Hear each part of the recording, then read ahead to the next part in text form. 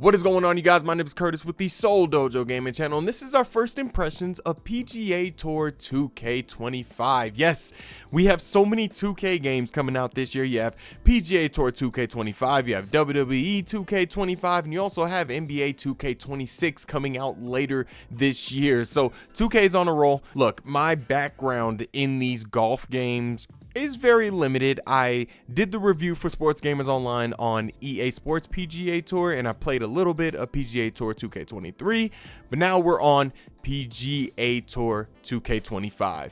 For starters, one of the areas that this game shines the most is gameplay. It is really good this year, and if you played PGA Tour 2K23 and then now play this year's game, you'll definitely notice the difference.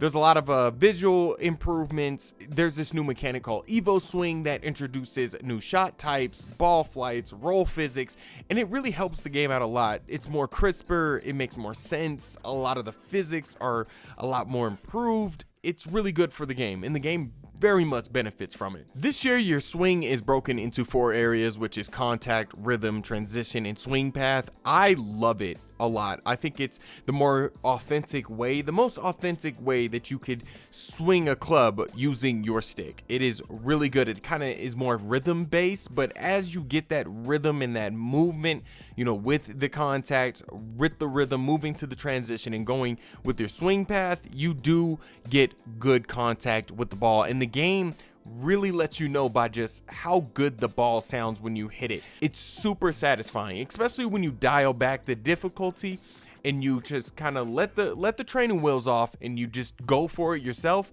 and you get that perfect swing. It is super satisfying. Another thing that I really like in the PGA Tour 2K games that I hate in EA's game is the putting.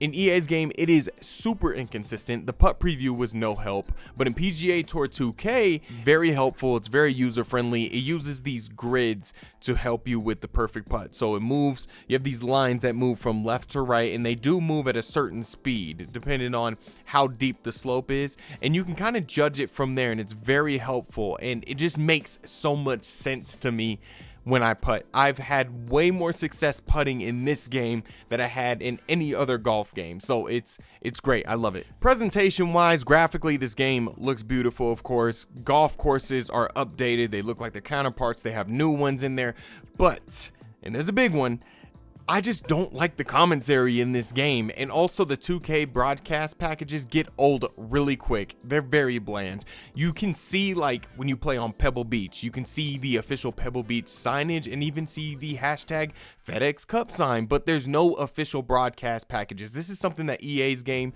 does a lot better. If you play a lot of sports games, you know that these things matter, and 2K's game just doesn't have it.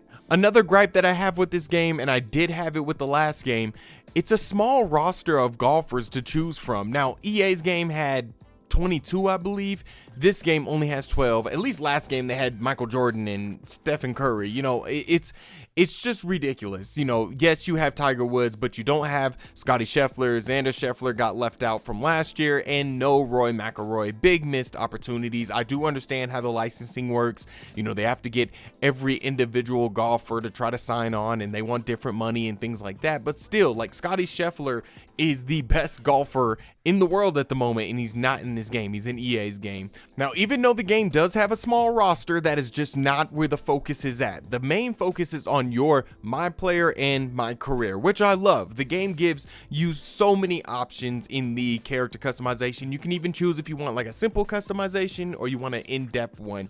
The customization is good and offers loads. Of course, the clothing options in this game are amazing and gives you so much variety because the game has so many licensed partners and clothing brands. You can basically make your player look like he's running around the city in the NBA 2K series. It's just ridiculous, but it's a great way to basically express yourself in the game. It's awesome. MyCareer is your cornerstone mode and where you'll be dedicating most of your time to. It is a really good golf RPG experience that gets kind of deep for a sports game. When creating your character, you can choose an archetype, so you can either be a powerhouse that blasts balls down the fairway, or you can be a tactician. There's like about 4 or 5 different archetypes to choose from. As you play in tournaments, your equipment will upgrade. You can add perks to your equipment. You can spend VC on attributes, skills, and much more. There's a lot of layers that the developers added to MyCareer, and the game definitely benefits from it so much.